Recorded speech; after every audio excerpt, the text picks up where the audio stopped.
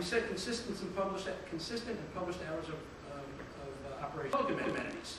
We updated airport security plan, filed it with New York State. Refurbished and cleaned up public restrooms. In fact, we created public restrooms. Built new classrooms with computers and chairs for instruction and continuing education. We offer flight training, the Vocational Education Center, and we've hosted many major community events. In fact, if my math is correct, just in 4 major events we hosted this year, Winterfest, et cetera, we had over 17,000 visitors to the airport. And that's something we're very, very, very proud of. We had a lot of fun doing it.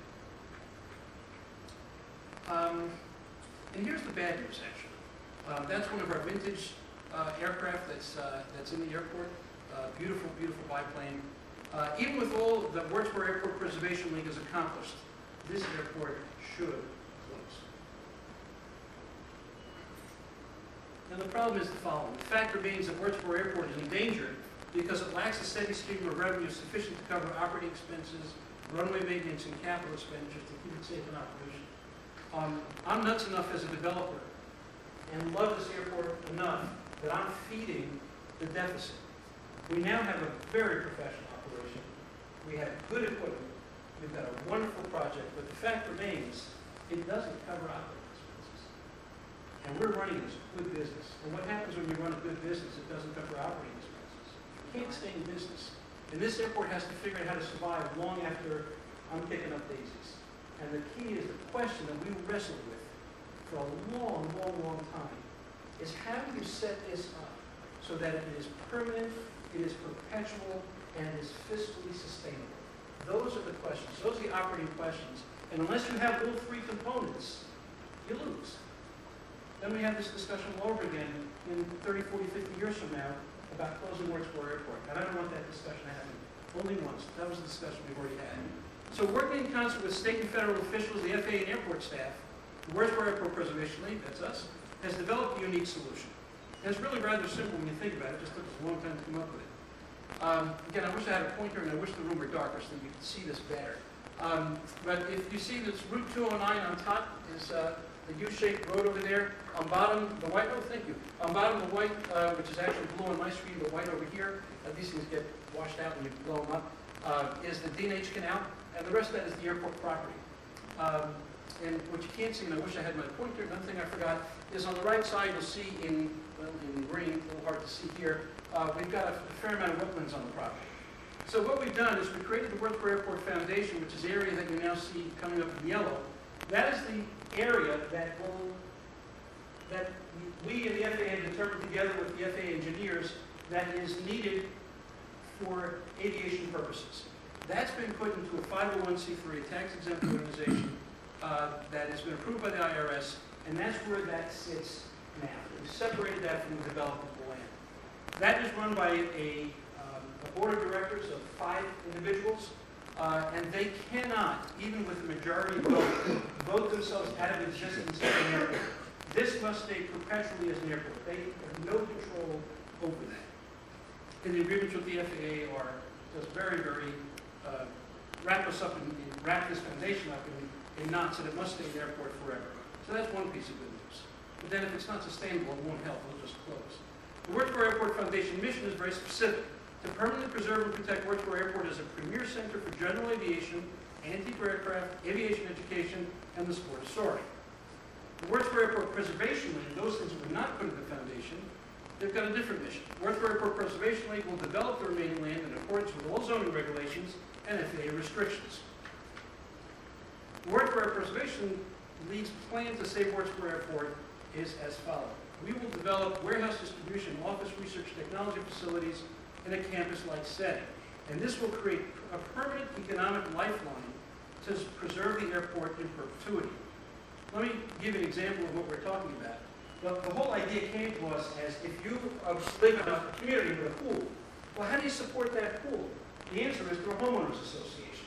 Everybody contributes a little so this thing survives and thrives. Well, we just came up with this very simple idea to do a commercial homeowners association on the land here that's already zoned for warehouse distribution. So we did the following. There's the Wardsboro Airport Foundation, and there's the Wardsboro Airport League, Preservation League land. And what we propose to do there is to develop structures That'll be about $1.6 million in total structures. It's basically in 4 buildings. The main building is the one on the bottom of your screen. That's 1,200,000 square feet. One along up towards Route 209. You'll see that's a very interesting building. And then 2 smaller structures off of McDonald Road to the left of your screen. The building that you can't see too well up there is a really neat architectural rendering. We have a larger picture of just a little bit. It's meant to look, because it's on 209, even though it's a warehouse office building, it's meant to look like a 1940 style hangar to be in concert with the look of the airport. Because that's the building that actually could be somewhat visible. Once developed, it'll contribute annually to the Wordsboro Airport Foundation perpetuity. What essentially will happen is these structures, these buildings, will be required to contribute annually to, as if it were a homeowner association, about $160,000 a year to maintain the airport. So now, the airport, which has an income of about $250,000 on a gross basis, will have an additional $160,000 once it's developed in outside non-aviation income. And that land, by agreement with the FAA, that money, by agreement with the FAA, is indexed to inflation. So it's not as if when we're in an era of high inflation, that money will diminish or become less valuable. It will index to inflation on an annual basis and therefore keep up, so that $160,000 will always be a significant number in perpetuity. And that's really the idea behind the Commerce Park at Wordsboro Airport. Let's go through a few other little things. Wordsboro Airport Preservation League will create and professionally maintain a fitness hiking trail along the D&H Canal. And this is certainly not a requirement by any stretch of the imagination. We just thought it was kind of a neat thing. We have this beautiful stretch along the D&H Canal. And what we want to do, and I got this I used to own property in Raleigh-Durham, North Carolina. What they've done is taken old railroad track areas that have been abandoned, and they put these running tracks, and then they put every once in a while a strength training, an outdoor strength training facility. So we've done that. We've created a track, which I hope you will see in a moment. See that stringing through. That's approximately what it will look like. It's 1.4 miles in each direction, so 2.8 miles to go back and forth. And along it is 9 different strength training stations. And I intend to be out there every morning at 6:30, and I look forward to seeing all of you there as well with me. In addition, what we'd like to do is to put a parking area with the D&H Canal information kiosk right there, so right approximately where that dot is, so that people can have easy access to both the hiking area over here and the fitness area and to the D&H Canal walkways. Community benefits that can be realized if this is done. Wordsboro Airport is saved and is financially sound in perpetuity. Historic and cultural preservation, certainly of the airport itself, the cemetery that's on the property, Fort Devens. Public access to brand new fitness and hiking trail. New D&H Canal information kiosk and parking area. Other community benefits. Let's talk dollars and cents. Current total taxes on the property is $36,560. At full build-out, we're looking at the town getting something like $384,000, the county $791,000, and the school, which is the Ellenville School District, $2.6 million, all on an annual basis. So the total tax revenue at full build-out is about $3.78 million. We generate millions in new property tax revenue and have a healthy impact on schools. By the way, that's the building I said before that's on 209. It's supposed to look very much like we had our architects draw up something that looked very much like an old hangar. We thought it was kind of a really nifty building. Construction and additional revenues. Employment and jobs created. Here I want to caution, even as the numbers come up, I never believe these numbers. I think they're very much inflated. They're what the books tell you to put in. If you create this amount of square feet, it creates this kind of jobs. I don't think that ever really happens. I have to be honest with you. But the books tell us that it's 1,000 construction jobs, 2,700 permanent jobs, and permanent indirect full-time employment of 8,000.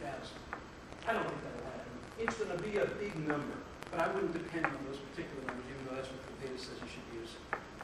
Revenue spent in the community on non-labor items, materials, and services, what we think is somewhere north of $63 million. I actually think that's a low number. Let's talk about the environmental impact, and we're getting to the close here. There's no impact or encroachment on wetlands. We avoid them altogether with all the buffers that are required. There's no impact on the Bashkill Wildlife Management Area. There's minimal visual impact on the view shed, which we'll talk about in a minute. No impact on any endangered species. no effect on any state or federal historic sites, and minimal impact on water resources, air quality, or ambient noise. Those of you who know us know that we do, before we get up and speak, we tend to do a heck of a lot of research and work. Just two quotes from